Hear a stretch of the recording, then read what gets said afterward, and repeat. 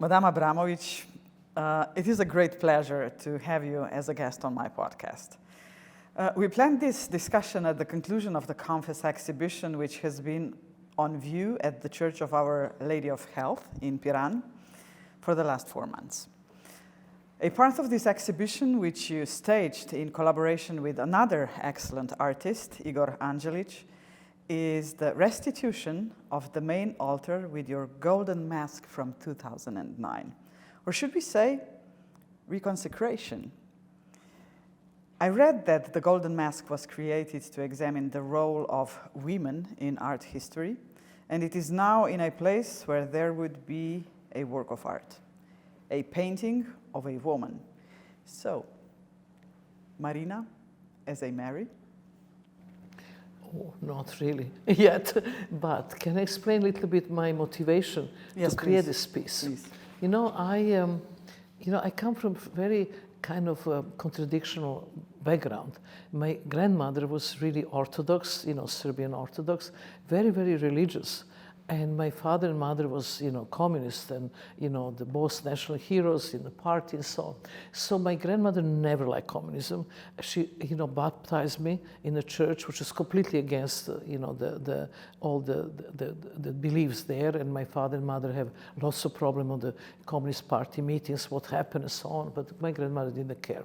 And then I remember that I spent so much time in the church with her, looking the Madonna, all the religious paintings, especially women, was interesting to me. And then, my grandmother had so many frescoes in her home, some Russian Orthodox, some Serbian Orthodox, from monasteries and so on. So this was really like, for me, kind of dreamland, that I can, have my dreams, and then would tell my grandmother, she would tell me what these dreams means and so on. I have very strong, as a child, inner light. So when I made this piece much later in my life, the called Golden Mask, I was looking all these icons, and to me, inspiration was that actually light comes from inside, not from outside. It's not that you lit the icon. Light comes from in you, and you radiate it. So it's all about self-transformation and spiritual development of the person.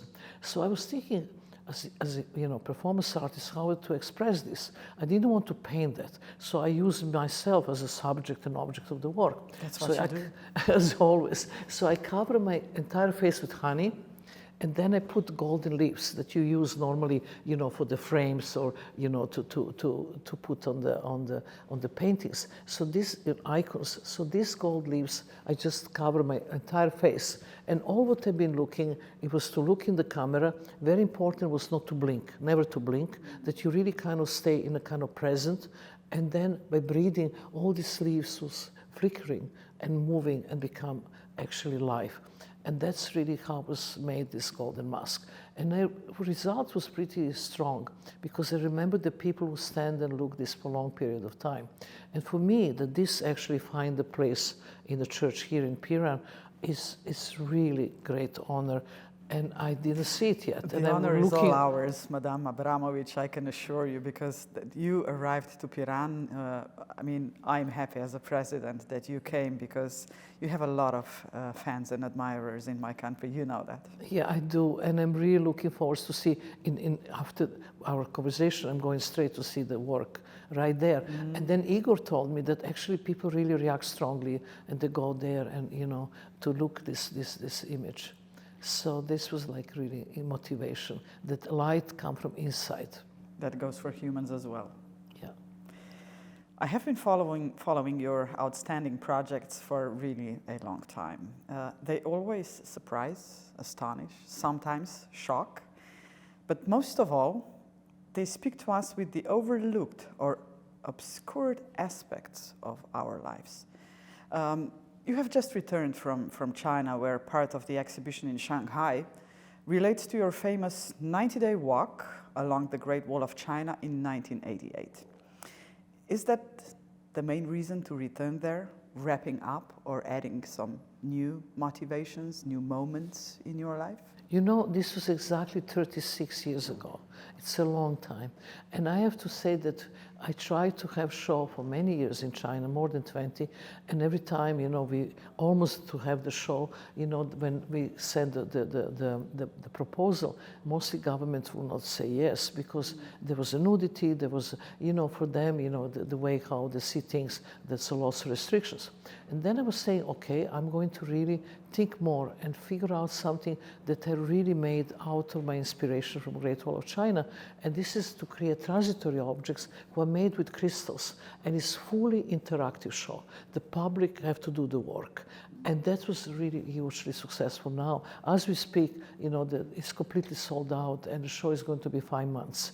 And it's called... I've heard that the Chinese really do like modern and contemporary art, so that was, you know, something special for them. I mean, you have a lot of fans in China as well, I know. I could not believe how well it was received. The show is called Transforming Energy, and then, you know, we have this, I mean, in huge amount of the young people who come to see the show, very young generation. And even I have a very strong restrictions. You can't take the photograph, you can't take selfie, you can't, you know, you can't use the watch or computer. So you have detox from technology, because the Chinese nation, especially young people, and also everywhere else, they're really technology is become like something they are absolutely, you know, addicted. Hooked on computers 24/7. I'm not wrong with technology, but our addiction to technology is wrong. So this time I encourage the young people, don't take photographs, first experience and then take photograph. So this is what is happening right now in China. So it was said that the walk on the Great Wall was intended to end with meeting and marriage with your longtime creating and personal partner, Yulei. Instead, as the relationship changed, you met halfway after a physically and mentally difficult journey and parted amicably. How difficult was it then? Was it about forgiveness and letting the other person be free and part peacefully? How did you see the meaning then? And did the meaning for you change in time? No. You know, we wanted to marry.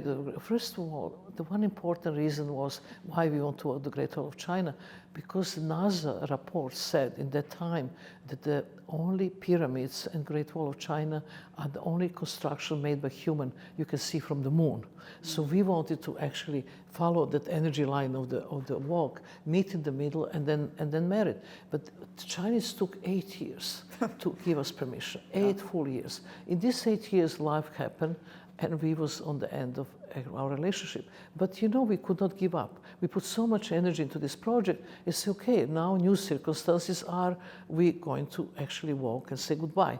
And I remember one of my American friends said to me, but why you just didn't make phone call? I mean, he missed the whole point. Americans will do phone call. But we were to walk. Yes. And we walked the mountains and deserts. And this was really meaningful. It was, you know, it was a very painful moment in my life. I was exactly 40 years old. And this was not only that we say goodbye of really, really big love of my life, but was also, you know, say goodbye to our work together. So I lost and the work and him. This was terrible. That was terrible. It took me a long time to I actually find my way out of this, that I continue my work.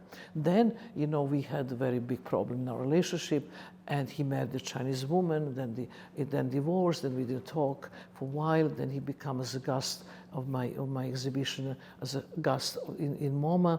Then, you know, then he met Lena, his new wife, then he got cancer, then we have a big court case, and then we found each other with Lena in India, out of nowhere, and I was thinking in the same place. And then we forgive each other. So we have the relationship who had love, hate, and forgiveness. This is like a film. All you can make are like that, yeah. I presume. Yeah. This is, and then, you know, when you say forgiveness, it's easy to say, but when you really do in your heart, it was such a liberation. And it's only today that I went to see his grave, because, you know, he died during the COVID, and I was not able to come, and this was today. And, you know, I was really happy that not only that I saw his grave, but also the Lena and me, we are really good collaboration team to really create the exhibition of 12 years of our work, which we hope to to have open next year in Cukarina, in Ljubljana, and to really be on our birthday, because we are same day born. So it's a big moment for me to be here now. You mentioned MoMA, and the reason why I'm asking these questions, and please forgive me, one is your meeting with Yule in 2010 in MoMA. You mentioned this in a previous answer. But seeing that, I was watching that on YouTube. Oh, the moment when we met. The moment, yes. Yeah. It struck me as one of the most true moments I have ever witnessed. It was so powerful, so much energy between the two of you, and you didn't know he was coming, yeah? So it was a surprise for you. Mm-hmm. And I saw you having your eyes closed, and Yule was walking into the room, sitting on a chair, and then you opened your eyes. And it was like, wow. And it was so much emotions only in your eyes, and you didn't say a word. A word. How did you feel at that time when you saw his face in front of your face? You know, I have no idea that you're going to sit there. And you know, he was not one of my public members. He was the man I spent my life with. And you know, I have very strict rules, and I will never break the rules. But the moment I saw him, the first impulse is to put my hands on the table and touch his hands. Yeah. Because entire life went through in a seconds like this. And you know, this actually on YouTube, now we have, I don't know, 22 million people saw this. Why people react on that? Because it's truth. Mm-hmm. You know, real emotional, you can't fake it. Correct. And there was so much real emotions. It was something that, wow. And then I cry. I mean, I could not stop. I saw the tears in your eyes, and I started crying as well, you know, in those 5 seconds. Yeah. When I saw your eyes getting wet, I said, it was too much. It was, yeah. Wow. And no painter can grab that moment on canvas. No. But that's what your performance is all about. It's the moment in life, emotional. It's deeply emotional. That's true. Yeah. The other reason for asking about the walk on the Great Wall is how I felt it. You said once that that our origin is galactic. That's really, you know, a strong and powerful word. And on that scale, I saw your long walk, brief meeting, and parting as a metaphor for basically all our relationships. We travel, we encountered others, we part and we continue on our journey. Is that a valid interpretation? But you know, I always have the big picture. I'm always interested in big picture. Yeah. You know, when I see, if I have the problem, I always like to see my problem from the aeroplane. So see from aeroplane, where is this problem? There's no problem. But this big picture is so important. In business, they call it out of the box view. Yeah, because also as a child, I was so interested not just about cosmos and where life comes from, but also what is behind the cosmos, what is behind everything. You know, the Richard Branson, I asked him if he can give me one-way ticket and not come back. He refused, but I wanted to know what is everything. I want to see, can we see aliens at least before I die? I'm so curious. Madame Abramović, do you at all impose interpretations of your work? You don't, yeah? No, and I work like hell. Yeah. My generation is already in pension a long time ago. I am completely booked in 2028. To me, stopping is like dying. I can't, you know. Once an artist, always an artist, you know that. I have to. You cannot stop. I can't stop. Yeah. To me, it's always new ideas. And you don't want to stop. What, sorry? You don't want to stop. No, I don't want to stop, really. And you know, I do things, you put me in one box, I always jump from the box. You like recently I made opera. Nobody will say to me, you make opera, it's such old-fashioned, you know, form of art. Yeah. But I make something new. I make only showing the dying, you know, 7 Deaths of Maria Callas, and then you only see the actually ending of opera. Nobody got this idea. So I also make opera that young generation can come in and see it, because normal opera is 5 hours, too long for everybody. Yes. But dying is much shorter. 1 hour, 36 minutes, you're done. So, and then you see 6, 7 opera in the same time. So kind of win-win. And now I'm doing a completely new project. Can I tell you? Yes, please. So I'm doing something that I need to have to be older, to have right distance, that I can make that. I'm making for the opening of Manchester Festival, is going to tour this piece for different countries, and the title is Balkan Erotic Epic. Oh, sex, drugs, and rock and roll, it sounds like that. I am studying pagan and erotic culture from Albania, Kosovo, Bulgaria, Romania, even parts of Greece, Turkey, all of it, everywhere, what we have. It's something that, the culture, the pagan culture, they use, sexual organs in order to communicate with the divine energy, understanding the life. And this we all today just title pornography. I wanted to revisit the past and create a new concept. I know it's going to be very controversial because always we all react on everything. But yeah. I already made the contract with the publisher to make the book that in this concept I put all my negative criticism, which is going to be, as a part of the work. So I'm taking negativity and turning it around. Where do you get the ideas from? Do you dream them and then you make them alive? Yeah. Yeah? Yeah, I do. You do dream. I wake up in the morning. Yeah? I always think artists is, artists like oxygen. You have to breathe, otherwise you die. I wake up and I have idea. Madame Abramović, you are one of the most renewed performance artists as pioneer of conceptual art and performance. Art lovers describe you as a legend of performance, an undisputable star, a ball of energy, I read also, even a wild beast, of course, in the good sense of the word, I'm pretty sure. And you are not stopping. You are discussing today with me new ideas. Yet the retrospectives of your art have started many years ago. What is that you feel you did not say and you still want to do?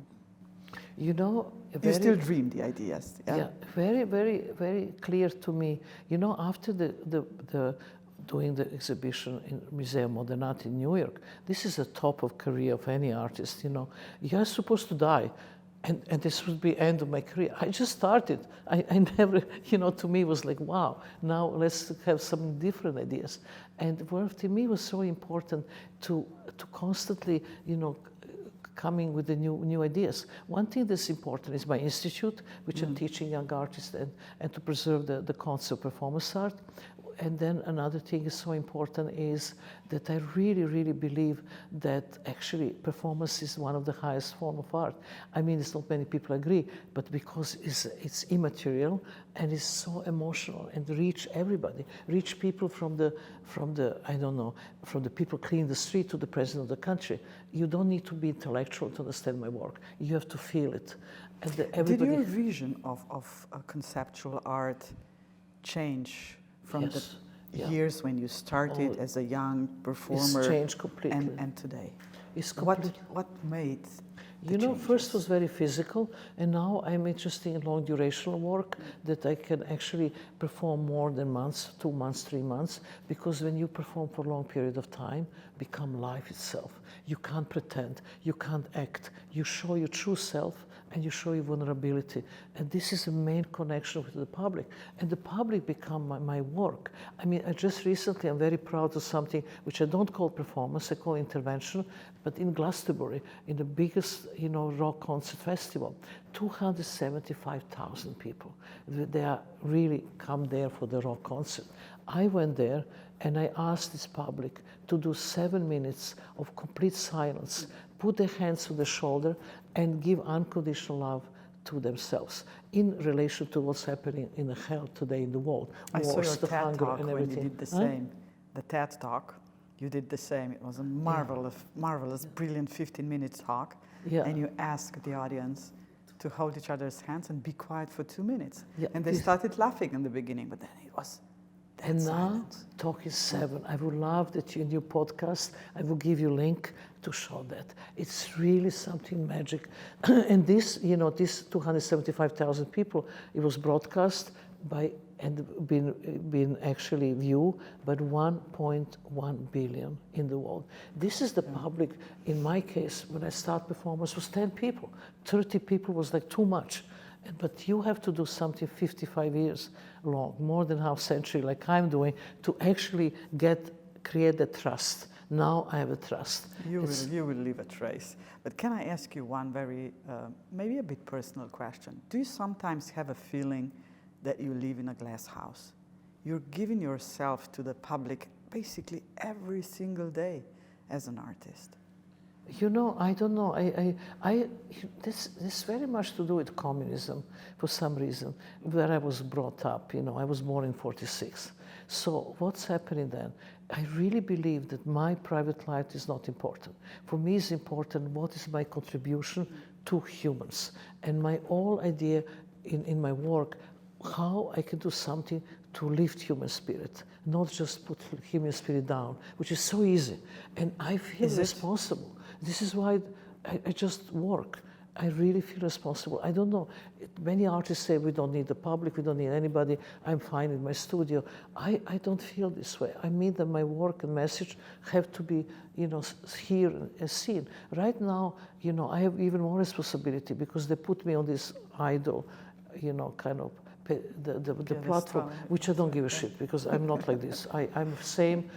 Yeah. I'm always been the same. I never change because you think ego is a big obstacle to the creativity. So my ego is very, very, you know. But you are, you know, moving boundaries. And for example, I found that your great retrospective in Royal Academy of London last year was a very rare occasion for a female artist in over 250 years of history of this institution. 275.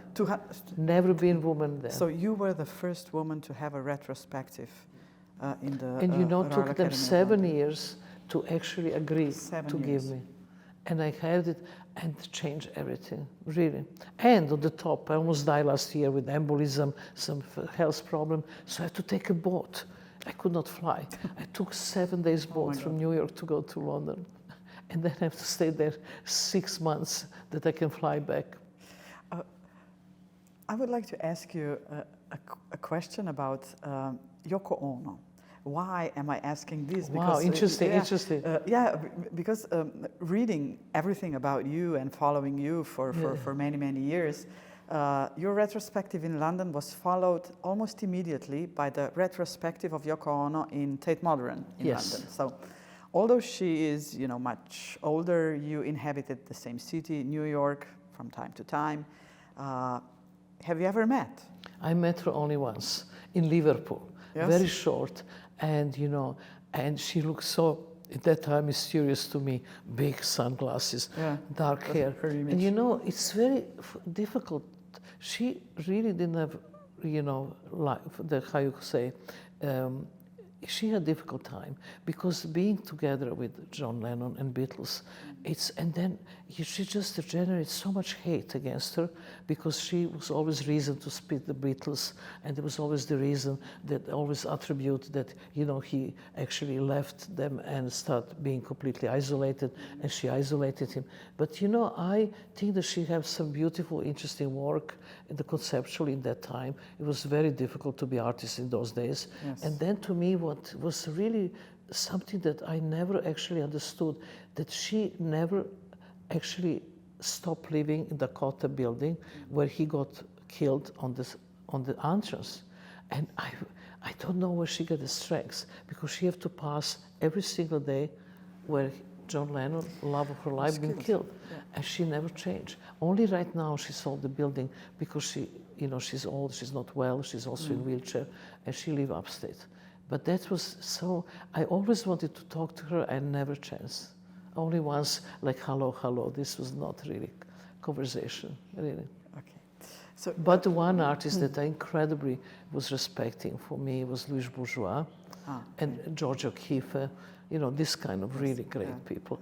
But again, Louis Bourgeois only made herself big artist when finally her husband died and the children grow up. It was so hard for the woman to have the family and be successful artist. This is the problem, completely another conversation that we should think about, about feminism, not feminism. That's, oh my God. This is my topic. A huge topic. Being only one of the few female presidents, I always want to discuss feminism. And then also the whole thing that why women are not more present in art and why the prices are not the same. I mean, lots of injustice. Except that I always act like a tractor. I just go and I don't care. And I take my position like I'm a man. Because I always believe there's no gender in art. That's why you are so unique. And I just go like a bulldozer. Yeah. But you certainly push the boundaries much further in exposing yourself to the others. This is when I asked you about the living in a glass house. But it was really chilling to see you many years ago in Naples, how men turned to beasts in a very short time if they are told that there are no boundaries. Yeah. I mean, how do you recall that experience? Was it the most painful in your First of career? all, Rhythm Zero, I was 23 years old. Yes, very and young. I was ready to die for art, completely. You know, because there was the performance art was nobody territory. Everybody was attacking us that we have to be put in mental hospital, about nudity, about the terribles. So I say, okay, I put 76 objects for pleasure and for pain, including pistol with a bullet. I made a statement. You can do anything you want with me. I'm taking all responsibility myself. 6 hours. This was insane in Naples. Not just crazy, insane. But the projection the people did on me, it was projection of Madonna, of whore, and Madonna, whore, and mother. You know, Madonna, whore, mother. 3 projections. Women would tell men what to do, but they never actually done anything. But I was not raped because they came with their wives, because of a normal opening. But violence, it was unbelievable. And I was there like an absolutely puppet. Whatever you do to me, I focus on one point. You put my hand up, I stay that way. And after 6 hours, you know, the gallery says 6 hours is over. I start walking with them and they all ran away. And nobody understood why they did what they did. And I had gray hair in the morning. I wake up with a piece of gray hair. It was really something that I knew public can kill you. It's horrible, yeah. Can we discuss Yugoslavia a bit? I mean, you left Yugoslavia 50 years ago. I was 29 years old. When you left, yeah. And you said in one of the interviews that you do not have a nostalgia for that country.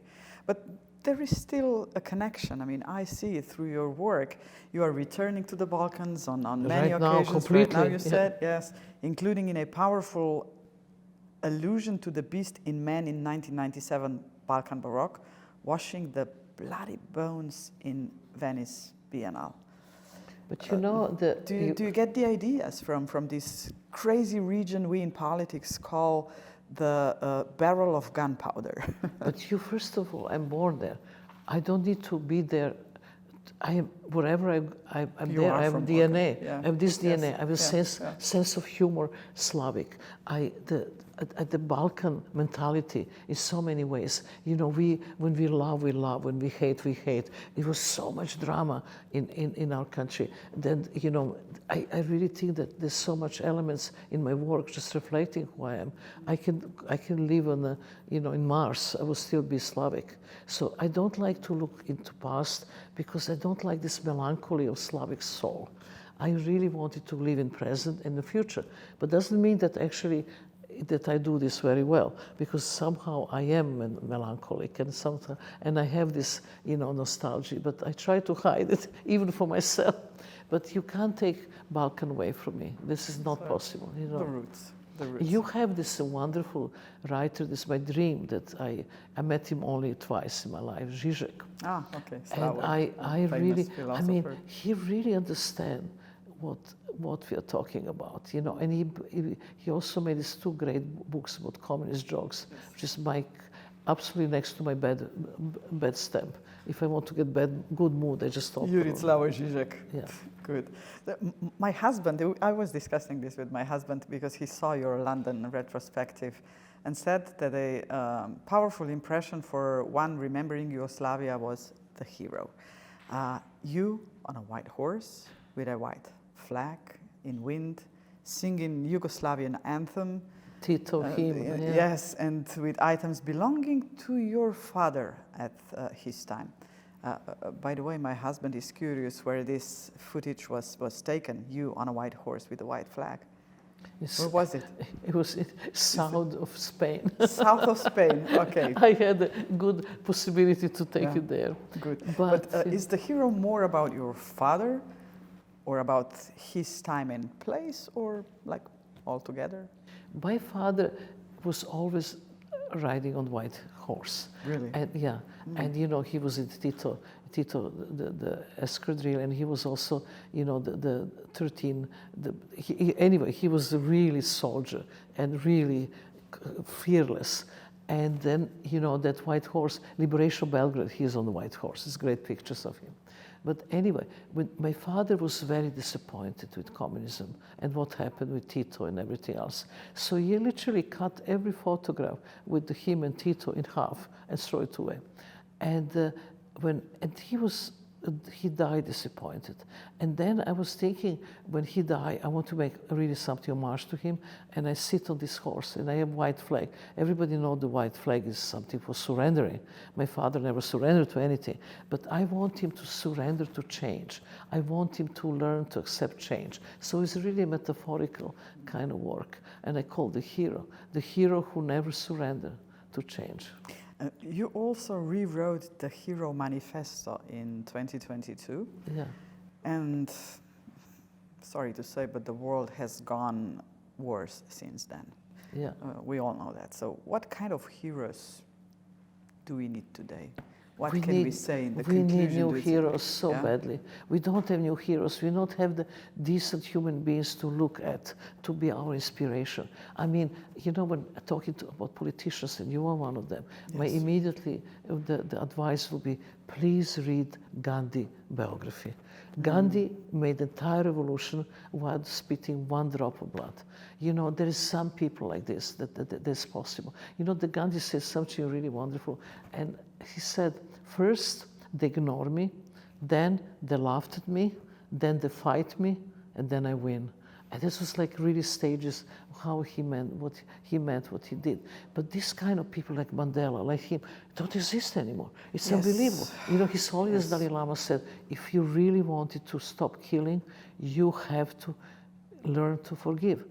Our humans never learn to forgive. Generations, centuries, we are doing the same thing. These wars always, they're different names, but the same war. When I made Balkan, you know, Baroque,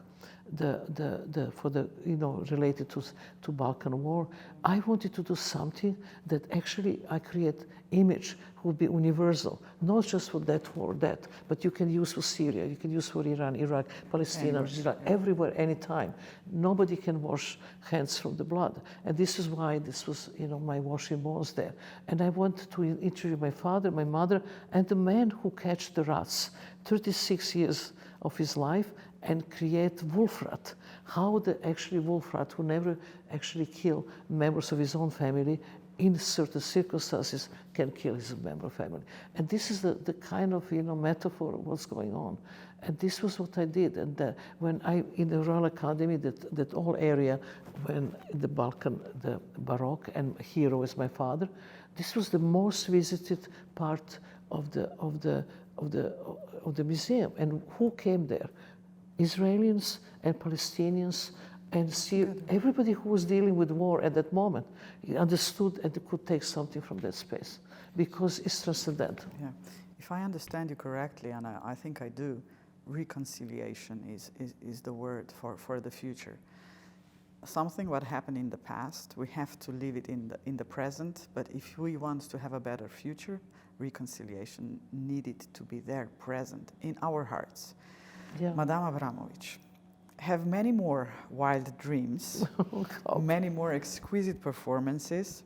I know you are going to celebrate birthday in the next couple of days. When I wish you a happy birthday, and I cannot express how privileged I feel after this 35 minutes of conversation with you.